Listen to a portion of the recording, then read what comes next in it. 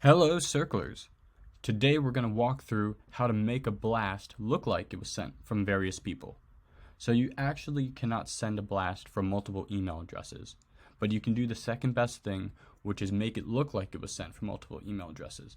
Now the way to do this is go to your to and from section, and in the name column you want to type in multiple names. So for example, I'll type in Maddie and Robbie to make the email look as if it was sent right here, the from Maddie and Robbie. Now you will only have one email address displayed, but you do have the power again to change that name. Now it's important to note, if you have sender proxies turned on, you won't be able to type the name into the box here. You will have to go into your blast controls, which are located right here, and then scroll down to your sender proxies to make the changes. We have more information below, and if you have any questions, let us know in the chat bot in the bottom right. Until next time, have a great one.